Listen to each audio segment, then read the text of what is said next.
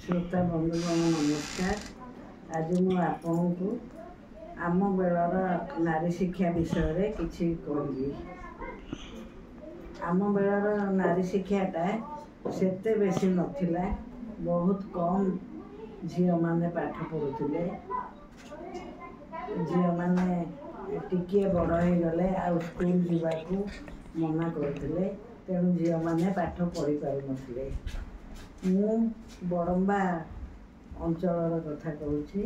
बड़म्बारे मोर जन्मभूमि, बड़म्बारे मोर प्रथम शिक्षा एवं पहाड़ पर्वत घेरा बड़म्बारे आमे माने बढ़ीछु। बड़म्बारे सेतेबेले नारी शिक्षा नथिला, थिला किंतु बहुत कम थिला। गोटे मात्र स्कूल थिला, बड़म्बा राजा नारायण मंगराज, स्वर्गत नारायण मंगराज से गोटे स्कूल करथिले। ता ना होचे रानी सुशीला कुमारी देवी। रानी को नाम रे स्कूल टी होइथिला। तेणु से स्कूल में किछि झियो आमे पाठ पढ़ुथिलु। मोर सांग माने सत्य, लिली, गोलाप, पंकजिनी, शक्ति, टुनी, सुधा, बुला, शैल, लांडी, सरला एमती मोर केते झियो सांग पढ़ुथिले। किंतु से नेत्रमणि, द्रौपदी ए सब से माने पाखरे थिबा विशंबरपुर रु चाली चाली आसुथिले। से झियो माने मुंडरे ओढ़ना देई से माने आसुथिले एवं से माने एडे सान बयस रु मुंडरे लुगा दउथिले एवं चाली चालिका तांगर पाठ पढ़िबारे एते आग्रह थिला। से माने आसुथिले विभिन्न जगह, कारण अन्य जगह रे स्कूल नथिला। से झियो माने 3 क्लास रु 5 क्लास रु सब पाठ पढ़ा बंद कर दिले। आमे मोटे सत्य, सरला, मु, लिली, आमे पंकजिनी, आमे 4-5 जन सप्तम जाके पाठ पढ़िलु। सप्तम जाके जे स्कूल रे थाए सेठी हमर दासरथी मास्टर, गोपाल मास्टर एवं सत्यवती दीदी आमको पढ़ाऊ थांती। चारुशीला साहू एवं ब्रज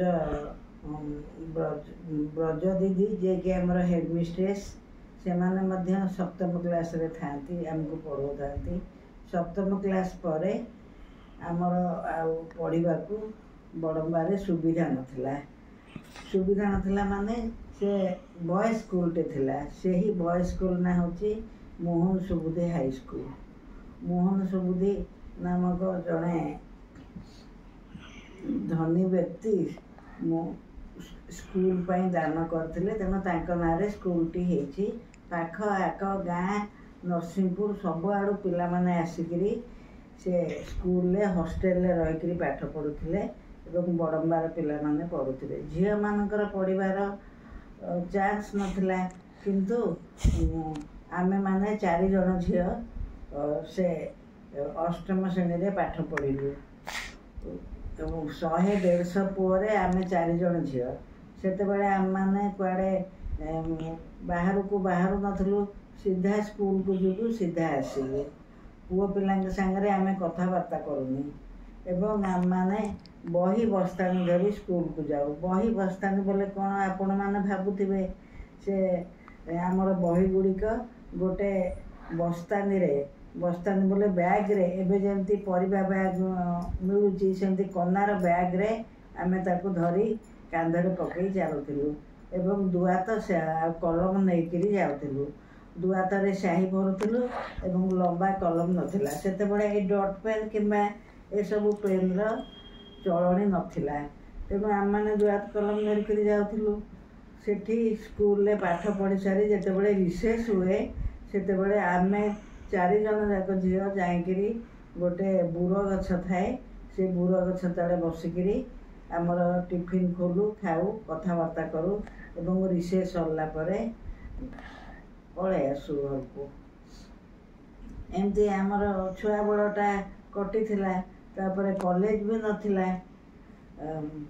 मोर बापा थिले स्वाधीनता संग्रामी एवं बड़म्बारे कोऑपरेटिव रे से असिस्टेंट रजिस्ट्रार थिले। तांको इन्स्पेक्टर करिकिरी पठेइथिले सरकार। ମାଣିଆବନ୍ଦି ଲୁଗାଟା ମୋର ବାପା ତିଆରି କରିଥିଲେ। ବାପାଙ୍କ ଅମଳରେ ବାପା ସେଟା କରିଥିଲେ ଏବଂ ବୋଉ ଗୋଟେ ନାରୀ କଲ୍ୟାଣ ସମିତି କରିଥିଲା। ସେଥିରେ ବୋଉ ପ୍ରେସିଡେଣ୍ଟ ଥିଲା ଏବଂ ସ୍ୱର୍ଗତ MLA ପ୍ରତାପ ପଟ୍ଟନାୟକ ସ୍ତ୍ରୀ ସେ ବିଦ୍ୟୁତଲତା ପଟ୍ଟନାୟକ ସେ ଥିଲେ ସେକ୍ରେଟେରୀ। ସେମାନେ ମହିଳା ସମିତି ଜରିଆରେ ନାଚ ଗୀତ ସବୁ ଶିଖାନ୍ତି। ସିଲେଇ ବି ଶିଖାଯାଏ। ନାଜିବ ବାବୁ ବୋଲି ଜଣେ ମୁସଲମାନ ଆସିକିରି ଆମକୁ ସିଲେଇ ଶିଖାଉଥିଲେ ନାରୀ କଲ୍ୟାଣ ସମିତିରୁ। ଆମେ ଝିଅମାନେ ସ୍ତ୍ରୀ ଲୋକମାନେ ସେ ବଡ଼ମ୍ବାରେ ସେଇଟା ଶିଖୁଥିଲୁ। ସେ ନାରୀ ସେବା ସଂଘଟା ସେମିତି ପଡ଼ିଛି, ଭାଙ୍ଗିଗଲାଣି, କେହି ଆଉ ତତ୍ତ୍ୱାବଧାନ ନେଉନାହାନ୍ତି। ଆମେମାନେ ବି ଛୁଆ ହେଇଥାଉ ବଡ଼ମ୍ବାରେ ଯାଇଛୁ।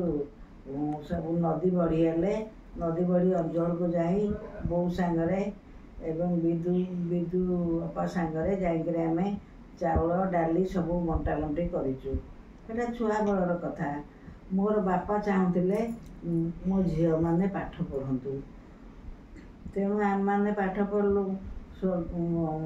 ଡକ୍ଟର ହରେକୃଷ୍ଣ ମହତାବ, ରାଧାନାଥ ରଥ, ନବକୃଷ୍ଣ ଚୌଧୁରୀ, ରମାଦେବୀ, ମାଳତୀ ଦେବୀ ପ୍ରଭୃତି ଆମ ଘରକୁ ବାପାଙ୍କ ସାଙ୍ଗରେ ତାଙ୍କର ସମ୍ପର୍କ ଥିଲା ଏବଂ ସେମାନେ ଆସୁଥିଲେ।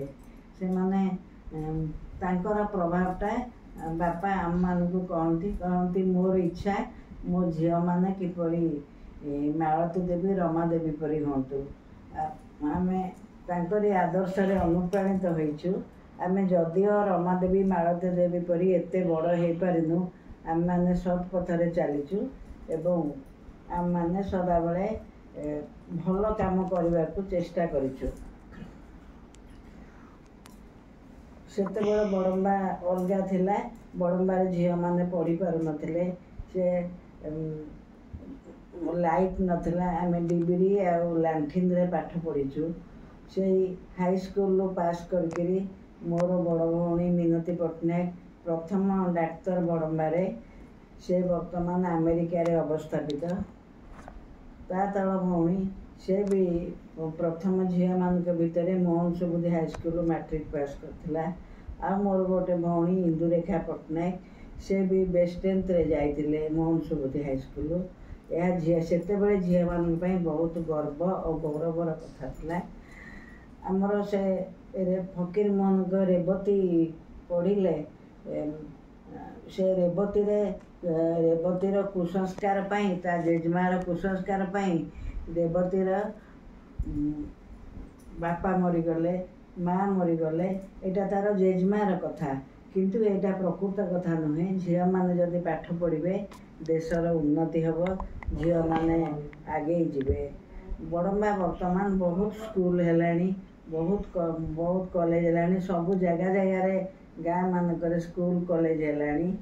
ନରସିଂହପୁରରେ ସ୍କୁଲ କଲେଜ ହେଲାଣି। ବଡ଼ମ୍ବା ଏବେ ସହର ପରି ହେଇଗଲାଣି। ଦେଖିଲେ ଗର୍ବ ଲାଗୁଛି। ଆମର ସେ ପିଲାଦିନର ବଡ଼ମ୍ବା ଏବେ ନାହିଁ। ସେତେବେଳେ ଆମମାନଙ୍କୁ ଆମର ଗ୍ରାଣ୍ଡ ମଦର ଗୋଟେ କାନ୍ଦଣା ବହି ଦେଉଥିଲେ। ସେ ବହିଟାକୁ ସେମାନେ ଭାବୁଥିଲେ ଝିଅମାନେ ତ ବାହା ହେଇଯିବେ। 5 କ୍ଲାସରୁ କାନ୍ଦଣା ବହିରେ ଲେଖା ହେଇଥାଏ ଝିଅଟି ବାହା ହେଲା ବେଳେ କିପରି କାନ୍ଦିବ। ତାର ବାପାକୁ ଧରିକିରି କାନ୍ଦିବ, ମାଆକୁ ଧରିକିରି କାନ୍ଦିବ, ସାଇ ପଡ଼ିଶା ଧରିକିରି କାନ୍ଦିବ, ଏସବୁ କରିବ। ଆଉ ଝିଅମାନଙ୍କର ତ ପାଠ ପଢ଼ା ନଥିଲା ନା, କାନ୍ଦଣା ସେମାନେ ଶିଖିବେ। କିନ୍ତୁ ଝିଅଟି ଯଦି ନ କାନ୍ଦିଲା କହିବେ ଝିଅଟିର ବାହା ହେବାକୁ ଇଚ୍ଛା ଅଛି ତ, ତାକୁ ବହୁତ ଅପମାନ ଦିଅନ୍ତି ଝିଅଟିକି। ତେଣୁ ଝିଅଟି ବାଧ୍ୟ ହୋଇକିରି କାନ୍ଦଣା ଶିଖୁଥିଲା। ଆଉ ବର୍ତ୍ତମାନ ବଡ଼ମ୍ବା ବହୁତ ବଦଳି ଯାଇଛି। ବର୍ତ୍ତମାନ ବଡ଼ମ୍ବାର ବହୁତ ଉନ୍ନତି ହେଇଛି। ଝିଅମାନେ ବହୁତ ଉନ୍ନତି କଲେଣି। ଏବେ ପ୍ରତି କ୍ଷେତ୍ରରେ ଦେଖାଯାଉଛି ପୁଅମାନଙ୍କଠୁ ଝିଅମାନେ ବହୁତ ସବୁ କ୍ଷେତ୍ରରେ ଭଲ କରୁଛନ୍ତି। ଡାକ୍ତର, ଇଞ୍ଜିନିୟର, IAS, IPS ଏବଂ ପାଇଲଟ ସବୁ ଝିଅମାନେ କଲେଣି। ଝିଅମାନଙ୍କର ବୁଦ୍ଧିଟା ଯେ ବହୁତ ଭଲ ସେଟା ସମସ୍ତେ ଜାଣିଗଲେଣି। କିନ୍ତୁ ଝିଅମାନଙ୍କ ଉପରେ ଯେଉଁ ଅତ୍ୟାଚାର ହେଉଛି ସେତେବେଳେ ସେଟା ନଥିଲା। କି ଝିଅମାନଙ୍କୁ କମେଣ୍ଟ ମାରିବା, ଝିଅମାନଙ୍କ ଉପରେ ଯେ ଅତ୍ୟାଚାର ହେବା। ଆମେମାନେ पेपर किंवा टीवी खोलीदेले देखा झील मान अत्याचार होची। सरकार जिते आईन कले भी आईनटा कम ना हुए लोक मान सचेतन करवा दरकार किपरि नारी सुरक्षा हम नारी मानकर उन्नति हम। शिशुकन्या गर्भर निर्यातित ताकू सरकार बंद करने को चेष्टा कले भी कन्या जन्म हेले से मारी दौरान नारी सब बेले अत्याचारित। तेणु एटा केमती सरकार बंद करेंगे एटा केमती करेंगे से सरकार को अनुरोध करुच्ची लोक मान अनुरोध करुच्ची से माने सचेतन हो झील मानकर किपरि उन्नति हम। झील मानकर उन्नति हेले देशर उन्नति हम कारण पुरुष एवं नारी होउछन्ति समाजर दुईटी अंग। जदि मेसीन जेपरी गोटे पार्ट खराब हो गले समग्र मेसीन टी बंद हो जाए सेहीपरि जदि गोटे नारी जदि नारी को शिक्षित करेबनी किंबा नारी जदि तापर अत्याचार करिब तेबे आम समाज किपरि शृंखलित हेब। तेणु मु समस्त अनुरोध करुच्ची नारी शिक्षा हो एवं नारी मान को सुरक्षा दि जाऊ। वर्तमान मुझे कही मोर विदाय नौची। नमस्कार।